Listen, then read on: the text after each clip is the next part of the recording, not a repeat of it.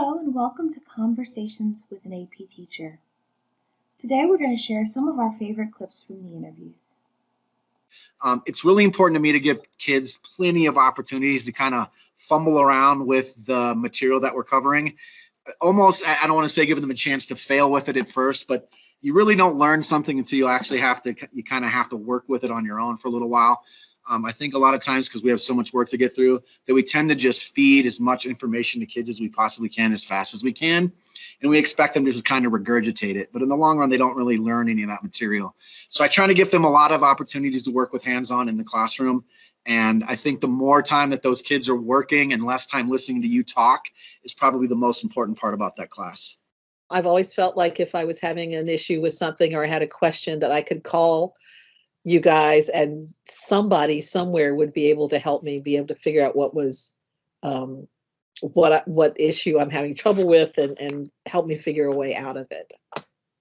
Use as many models as you possibly can, because there are so many things in our course that, especially in the first semester, if you're following the order of the CED, there's so many things that are abstract for kids to visualize. When you talk about signal transduction pathways or, movement of molecules across a membrane or, photosynthesis and respiration. I mean, these are things that are difficult even for some teachers to visualize. And so for students, it's going to be even more difficult because they're not the ones with the biology degrees. And so, any way that you can make something tangible and visible and real to them, through modeling, and it doesn't require fancy stuff. I mean, I model, homologous pairs of chromosomes with socks that have different colors of stripes.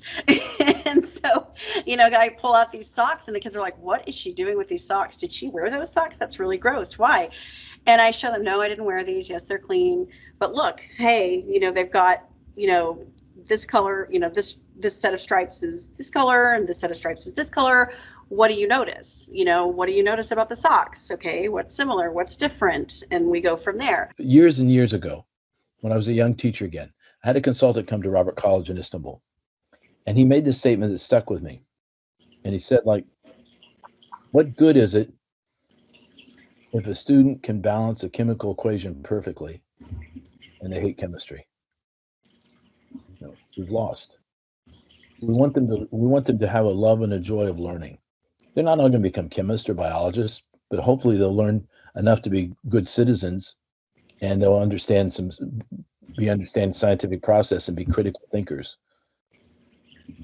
Then I think we've done our job well. I was at NSTA in San Francisco in 2011, and I went to one of the talks, I don't remember what the different things are, but one of the little sessions, and it's the examining RNAi mechanism where they make the roundworms. Love that lab. We love it. It's so fun for the kids because they have these, they scream about the worms. It takes them way longer than needed to get the worms from one plate to another because they're screaming the whole time and they think it's hilarious. And then they love it because you have to freeze crack them with dry ice. So then there's dry ice in the classroom. It's just all these fun, silly things. But then also you have short and fat worms, you have dumpy worms. That's so funny to them. And it works. It works. And so we just finished it in my genetics class. But what's fun about it is we just finished in my genetics class. And then it's always right when my AP Bio class is getting to that part of the curriculum. So then we have the plates of worms and I show, so the AP Bio kids kind of get a preview of it. They don't do all the experiment part, but they get to see the worms and they get to look at the gel at the end and we get to talk about RNA interference and stuff. So that is, I love that lab. There's always help. One of the things I try to help with a lot is as an AP and Science instructor, and I work for College Board, and I do some of the AP Daily videos. I did some of those this year, and there's always help around.